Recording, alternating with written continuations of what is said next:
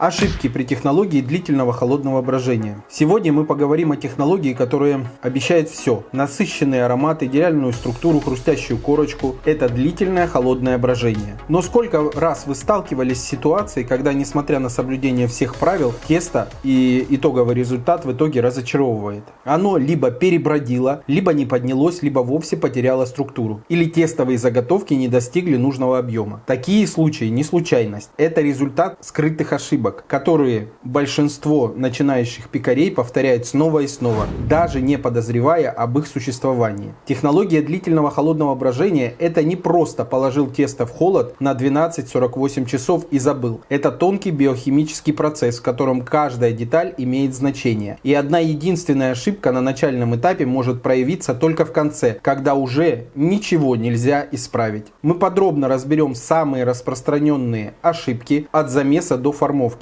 Расскажу, как они влияют на результат и, главное, как их избежать. Но самое важное вас ждет в финале видео. Вы узнаете один малоизвестный секрет, который объясняет, почему 90% неудач при холодном брожении происходят не из-за температуры, не из-за времени, а из-за одного единственного, почти невидимого фактора, о котором почти никто не говорит. Ошибка номер 1. Неправильная температура перед холодом. Одна из самых частых и разрушительных ошибок – помещение теста в холодильник без предварительного этапа первичного брожения при контролируемой температуре. Многие считают, что достаточно замесить тесто и сразу убрать его в холод. Но это глубокое заблуждение. При резком охлаждении дрожжи и ферменты попадают в шоковое состояние. Активность резко падает, биохимические процессы не запускаются, и тесто фактически замирает, не развивая ни аромата, ни структуры. Правильная технология требует от 60 до 90 минут первичного брожения при температуре 23-26 градусов Цельсия, то есть в условиях цеха. Если же в вашем цеху жарко, то стоит поместить тесто в максимально приближенную температуру к этому диапазону. За это время происходит следующее. Дрожжи активируются и начинают вырабатывать газ. Ферменты запускают гидролиз крахмала и белков. Отчасти доформируется клейковина. Создается равномерная газовая структура. Только после этого тесто можно отправлять в холод. Если пропустить этот этап, даже длительное брожение не даст желаемого результата. Тесто останется плоским по вкусу, с неоднородной текстурой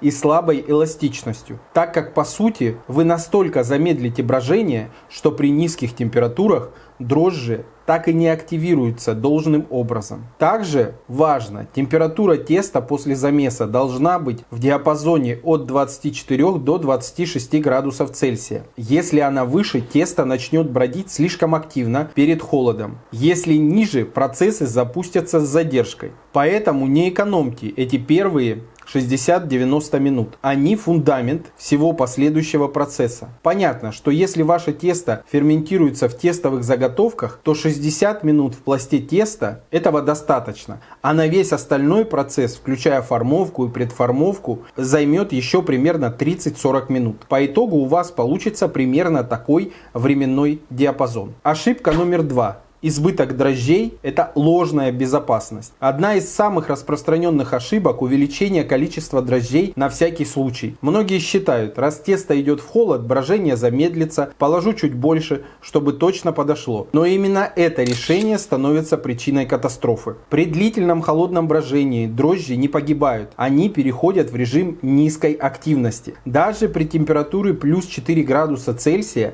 они продолжают работать. И если их слишком много, то уже на более поздних сроках брожения и на более длительном брожении выше 24 часов тесто достигнет предела ферментации. К тому же, если даже оно было незначительно перегрето на половину градусов, у него при брожении будет более значительный перегрев. И если на этот фактор мы еще наложим перепады температуры внутри холодильной камеры, то результат может быть отвратительным. Последствия – это избыточное накопление спирта, резкое падение pH, разрушение клейковины, липкая рыхлая структура, ну и как следствие запах перебродившего теста. Оптимальная норма свежих дрожжей для холодной ферментации от 0,3 до 0,4% к массе муки. При использовании сухих дрожжей не более 0,15-0,20% к массе муки. Конечно, если вы используете закваску, то дрожжи можно не добавлять. Почему же так мало добавляется дрожжей в тесто для холодной ферментации? Потому что цель холодного брожения не подъем, а в первую очередь это развитие аромата и структуры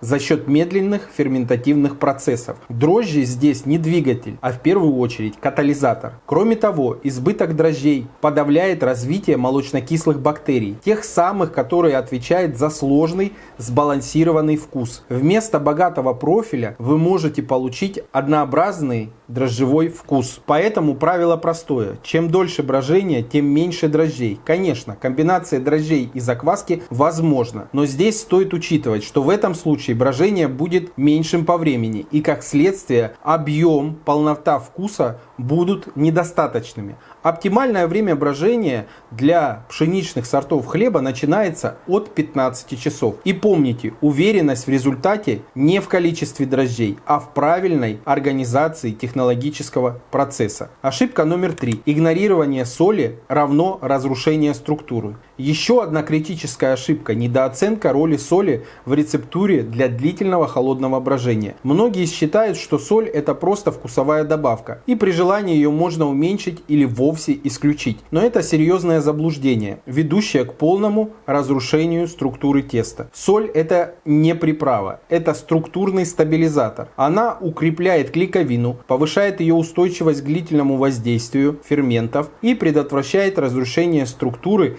на достаточно длительный промежуток времени. При снижении содержания соли ниже 1,8% от массы муки тесто теряет упругость, становится слабым, плохо держит форму и рвется при расстойке. К тому же в самом конце длительного холодного брожения во вкусе соли практически не останется. Кроме того, соль регулирует активность дрожжей. Она не убивает их, а замедляет, что при длительной ферментации критически важно. Без соли брожение идет слишком активно в первые часы, что приводит к перебраживанию теста при длительном времени брожения. Также соль влияет на кислотность. Она усиливает буферные свойства теста, предотвращая резкое падение pH. И это особенно важно при брожении свыше 20 часов, когда риск закисания максимален. Оптимальная норма добавления соли это 1,8-2,2% от массы муки. Ниже структура разрушается, выше чрезмерно тормозится ферментация, тесто не развивает достаточного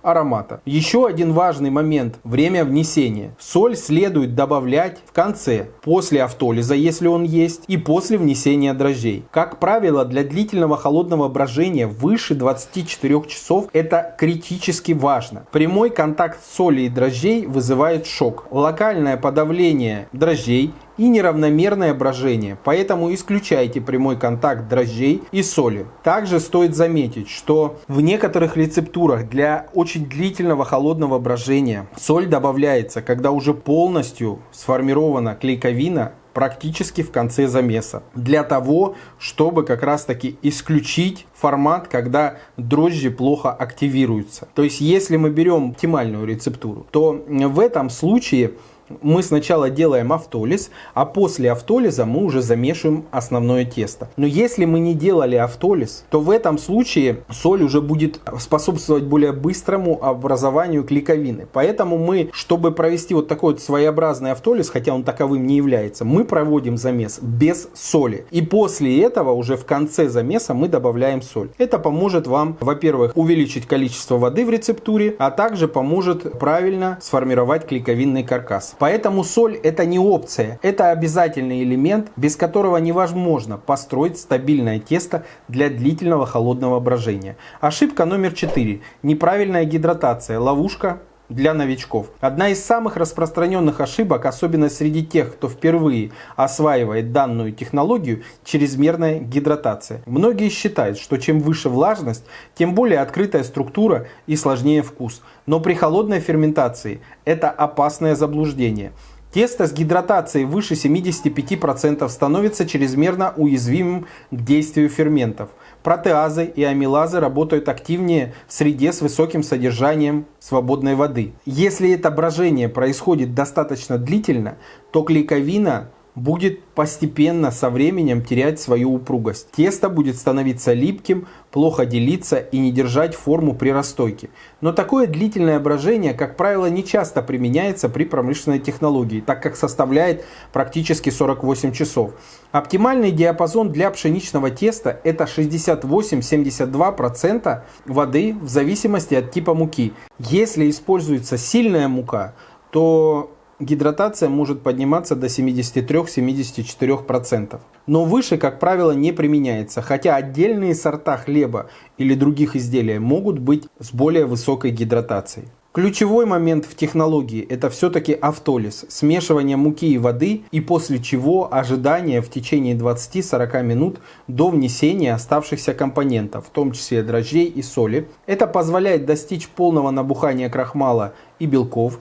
Это снижает количество свободной воды, улучшает интеграцию влаги и повышает устойчивость теста. Вы сможете добавить большее количество влаги в тесто, применяя эту технологию. Также важно учитывать всю влагу в рецептуре. Если используете молоко или другие ингредиенты, их масса включается в общий баланс гидратации. Поэтому гидратация это не дань моды. Это рассчитанный параметр, зависящий от времени брожения, качества муки и технологии замеса. И помните, чем дольше брожение, тем строже должен быть контроль над гидратацией. При высокой гидратации вносите воду постепенно. Особенно действительно это для такого теста, как римская пицца. И помните, чем выше гидратация, тем более быстро происходит процесс брожения. Ошибка номер 5. Пропуск автолиза равно слабая клейковина. Один из самых недооцениваемых, но критически важных ошибок – отсутствие автолиза. Многие считают, что автолиз – это просто модный прием, не обязательный элемент технологии, но на самом деле это фундамент, без которого практически невозможно построить стабильное тесто для длительного холодного брожения. Автолиз – это смешивание муки и воды без дрожжей и соли на 20-40 минут. За это время происходят ключевые процессы. Крахмал и белки начинают набухать, ферменты запускаются в мягком режиме, формируется первичная клейковина. Без автолиза клейковина формируется только за счет механического воздействия при замесе. Это требует более интенсивного вмешательства, что приводит, как правило, к достаточно быстрому перегреву теста, избыточному введению кислорода и, как следствие, может повредиться структура. А при длительном брожении поврежденная клейковина может не выдержать нагрузки. При автолизе клейковина формируется естественно, с минимальным стрессом. Она становится более упругой, эластичной и устойчивой к длительному ферментированию. Кроме того, автолиз снижает потребность в более длительном замесе, что критично при холодной ферментации. Чем меньше механической обработки, тем меньше окисления, тем стабильнее аромат и цвет мякиша. Также важно, после автолиза тесто не должно быть перезамешано. Дрожжи и соль добавляются аккуратно, с минимальным механическим воздействием. Цель – равномерно распределить компоненты. Поэтому автолиз это не плюс к технологии. Для большинства рецептур это является обязательным этапом,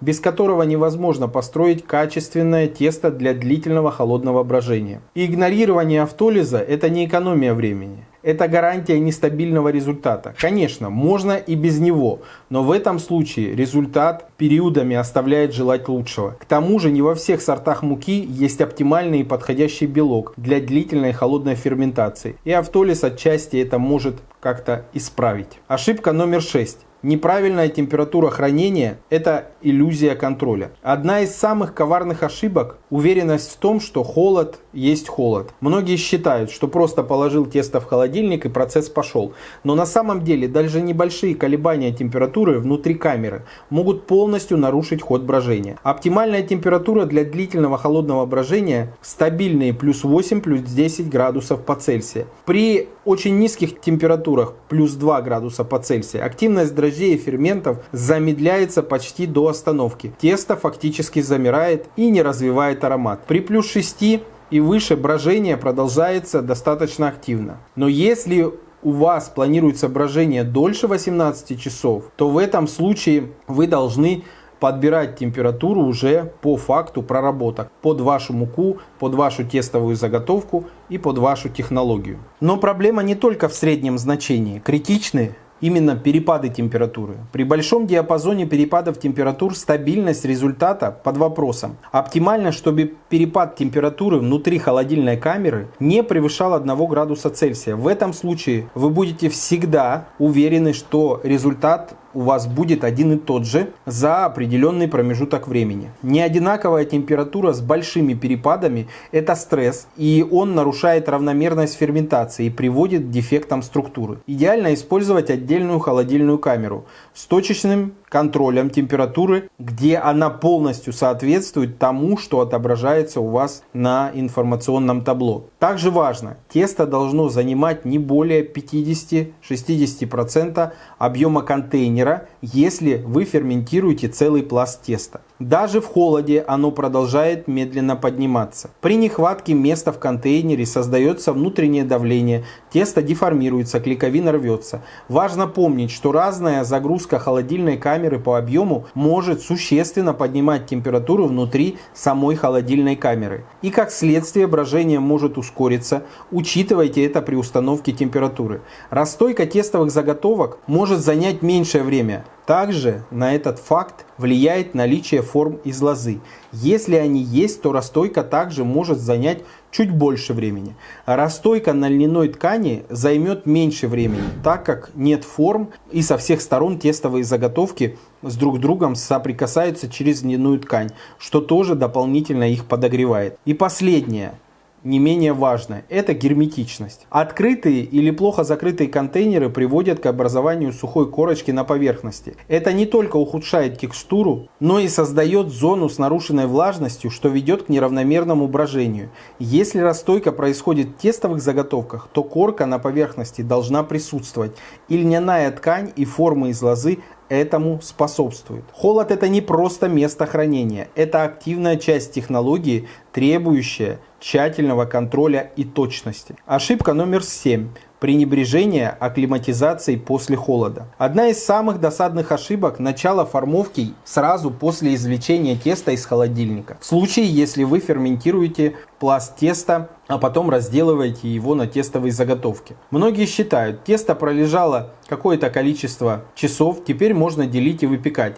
Но это разрушает весь результат многочасовой работы. После длительного брожения тесто находится в состоянии покоя. Его клейковина напряжена, температура неравномерна, внутреннее напряжение высокое. Если начать деление и формовку сразу, тесто будет рваться, терять газ, плохо держать форму. Правильный подход. Температура акклиматизации. Тесто необходимо извлечь из холодильника и оставить в закрытом контейнере при температуре 23-26 градусов на 60-90 минут. И ориентируемся на температуру внутри пласта теста. Она должна быть плюс 15 градусов по Цельсию или незначительно выше. За это время температура выровняется по всему объему, клейковина расслабится, внутреннее напряжение снизится, газ перераспределится равномерно.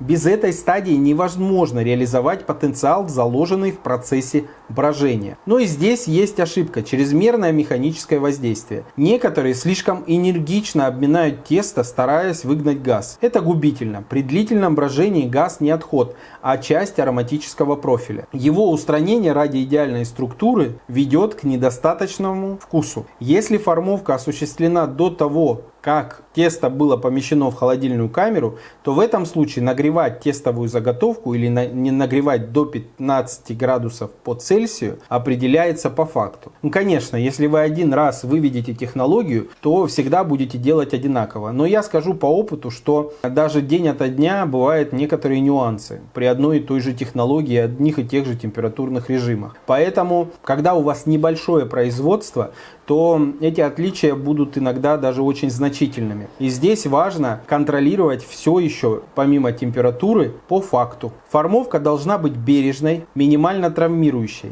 Цель – придать форму, а не просто перестроить тесто заново. И помните, акклиматизация не потеря времени. Это завершающий этап брожения, без которого невозможно реализовать весь потенциал технологии. В частности, это в том числе отображается на объеме готового изделия. Конечно, есть технологии, при которых мы можем сразу достать тесто из холодильника и начать его делить. Но здесь мы можем получить разрывы внутри тестовой заготовки. Если это какие-то небольшие изделия, ну, например, булочки там до 100 грамм, то в этом случае, конечно, можно попробовать и технологию без нагрева в условиях цеха. Но если вы исключите этот процесс, то, скорее всего, объем ваших готовых изделий будет меньше. Ошибка номер 8. Чрезмерная механическая обработка, разрушение структуры. Еще одна критическая ошибка – это чрезмерное механическое воздействие на тесто, как на стадии замеса, и так и при делении и формовке. Многие пекари считают, что чем интенсивнее замес, тем сильнее клейковина. Но при длительном холодном брожении это приводит к прямо противоположному результату. Интенсивный замес на высокой скорости перегревает тесто, важно его не допускать. Температура теста в конце замеса должна быть в диапазоне 24-26 градусов Цельсия. Повреждает клейковинную сеть, и на более поздних этапах замеса при перегреве клейковина будет разжижаться. Активирует протеазы, которые в условиях длительной ферментации разрушат белки, и как следствие объем и формоустойчивость изделий будет страдать. В результате тесто теряет эластичность, становится хрупким, плохо удерживает газ и не раскрывается в печи при надрезании. О том, как делать надрез на тестовой заготовке и что нужно сделать, чтобы он получился, я делал отдельное видео. Правильный подход. Минимально достаточный замес. После автолиза, если вы его используете, дрожжи и соль вмешиваются коротко и аккуратно, до равномерного распределения. Цель сформировать устойчивую, но не перенапряженную клейковину, которая будет хорошо удерживать газ внутри тестовой заготовки, из которой получится отличный объем. То же касается и формовки. После акклиматизации тесто не должно подвергаться сильной обминке. Цель – придать форму, а не перезапустить структуру. Чем меньше механики, тем лучше сохраняется газ, аромат и естественная текстура. Особенно это важно при использовании заквасок. Поэтому помните, при холодном брожении меньше с большей вероятностью значит больше. Меньше замес, меньше обработки, больше аромата, больше структура, больше контроля. Соблюдайте баланс замеса, и результат будет отличным. Ошибка номер 9. Игнорирование кислотности. Потеря баланса. Одна из самых недооцененных, но фатальных ошибок – неучет развития кислотности в процессе длительного холодного брожения. Многие ориентируются только на время и внешний вид, но не контролируют pH. И именно это и становится причиной горького, резкого вкуса и разрушения структуры. При холодной ферментации помимо дрожжевой активности развивается молочно-кислое брожение, даже при отсутствии закваски в тесте. Присутствуют молочно-кислые бактерии, которые постепенно вырабатывают молочную и уксусную кислоты. В умеренных количествах это обогащает вкус, придает сложность и улучшает сохранность. Но при нарушении условий, избыточном времени, высокой температуры, неправильной рецептуре, уровень кислотности выходит за пределы оптимума, и как следствие неравномерный вкусовой профиль может страдать и объем, и внешний вид, и цвет. Критический порог pH ниже 4,2. Для пшеничного хлеба оптимум это 4,8-4,5. Ниже 4,2 риск провал структуры и уксусного вкуса. Для ржаного хлеба допустимо более низкий pH до 4, потому что в нем нет клейковины и кислотность помогает ферментов. Если pH неверный, то клейковина теряет способность удерживать газ, структура становится хрупкой, вкус резким, с привкусом уксуса. Подъем в печи слабым. Особенно уязвимы теста с высокой гидратацией и низким содержанием минералов или при использовании мягкой воды. Все это можно решить, если вы будете применять достаточно жесткую воду. Также можете дополнительно вносить 5-10% цельнозерновой муки. Но лучше выбрать ту технологию и те временные промежутки, которые будут вам гарантировать стабильный одинаковый результат без серьезных изменений рецептуры. Контроль кислотности не прихоть, это необходимость. Но игнорировать этот параметр значит работать вслепую. То есть кислотность стоит учитывать. Если в этом нет большого опыта, то хотя бы ориентируйтесь на какие-то понятные показатели, и прежде всего это время, температура, органолептика, закваски в том числе. Ошибка номер 10.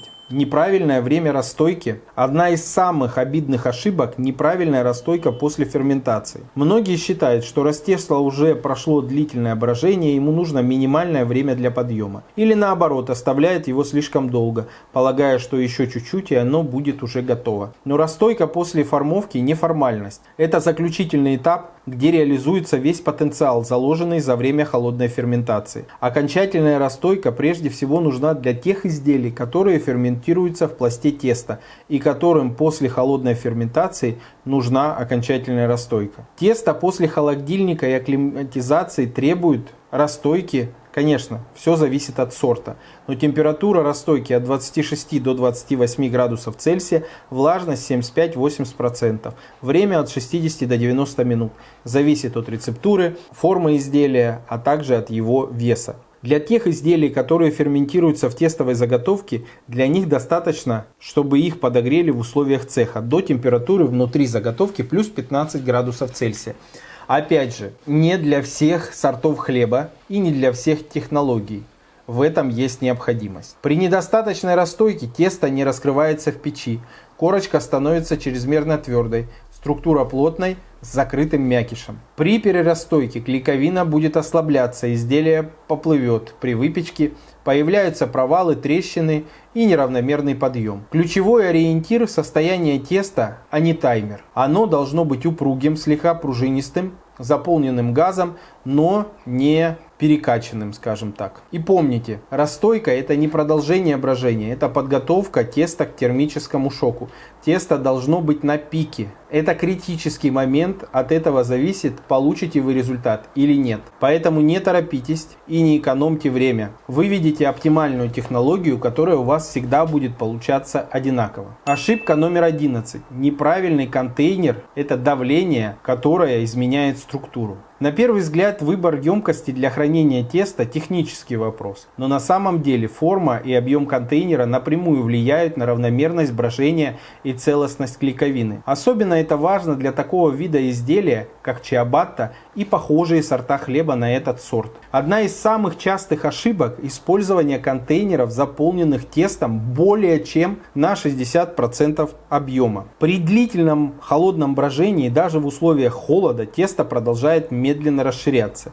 Если нет пространства для роста, создается внутреннее давление. Оно деформирует тесто, сжимает газовые ячейки, нарушает равномерность структуры и приводит к разрыву клейковины. В результате есть зоны, которые перебродили, и плотные участки, и нестабильная форма при расстойке. Идеальный контейнер – это тот, который объемом в 1,7 или 2 раза больше начального объема теста, с гладкими стенками и плотно закрывающейся крышкой. Это обеспечивает свободное расширение, минимальный контакт с внешней средой, защиту от образования сухой корочки. Важно также и размер контейнера. В идеальном варианте контейнер должен быть достаточно широким и длинным, так как в этом случае тесто будет легче разделить и легче достать его. К тому же, если вы делаете чиабатту, учитывайте толщину всего теста по периметру, потому что чем больше теста будет сверху,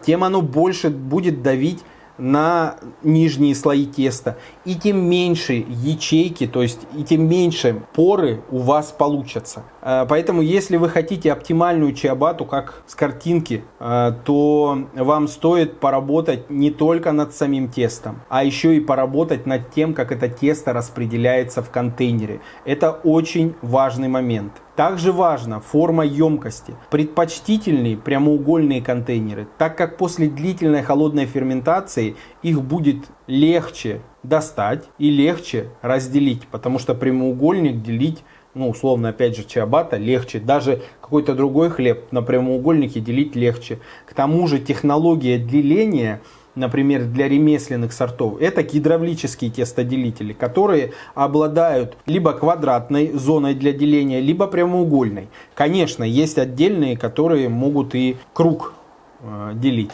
Но здесь стоит учитывать, что все оборудование, которое есть, оно, как правило, либо прямоугольное, либо квадратное.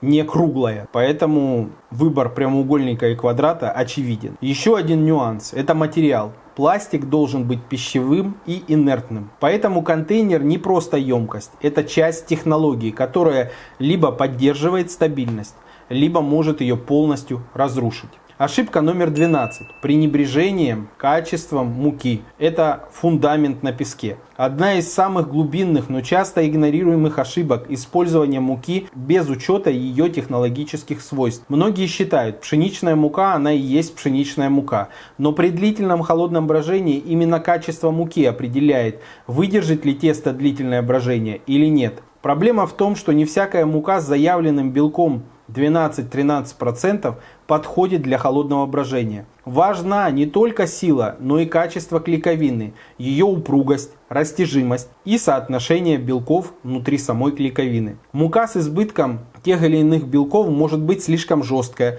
становится достаточно коротко рвущейся после холода. С избытком может наоборот быть слабой и не удерживать газ. Также критична ферментативная активность, число падения. Но, как правило, вот эти все характеристики на упаковке у нас сейчас не пишут. Поэтому здесь вы должны применять одно простое правило. Мы берем разные виды муки в пределах одного сорта и тестируем. И уже вы сможете сказать, какая мука вам лучше подойдет. Вы можете дополнительно вашу муку обогатить глютеном. Но здесь тоже такой момент, что не всегда это может исправить ситуацию. В некоторых моментах, конечно, если в муке все в порядке с ферментами, то глютен дополнительно добавленный может исправить ситуацию. Но если вы, например, используете закваску, то глютен не всегда необходим. Поэтому здесь нужно уже прорабатывать рецептуру, исходя из той муки, которую вы выбрали, и той технологию, которую вы будете строить. Есть еще, конечно, один важный параметр. Это, скажем так, возраст муки после помола. Бывает свежесмолотая мука. Она может определяться по-разному, но я скажу так, что даже мука, которая пролежала 1,5 месяца, может быть нестабильна. Поэтому я рекомендую использовать муку больше 1,5 месяцев, чтобы она после помола полежала. Если будет меньше, то, как правило, это может вызвать нестабильный результат. Особенно это важно на той муке, которая там меньше даже 2 недель. Поэтому выбирайте муку не только по параметрам сорта конкретного производителя, но еще и по тому, чтобы мука была оптимального времени после помола. Потому что при холодном брожении все начинается с муки. И если фундамент, то есть мука, будет неправильно выбрана, никакие корректировки рецепта и технологии не помогут. Ошибка номер 13. Слепая вера в то, что время все исправит. Одна из самых распространенных и разрушительных ошибок – ориентация исключительно на время брожения. Многие действуют по шаблону. Положил на определенное количество часов и готово.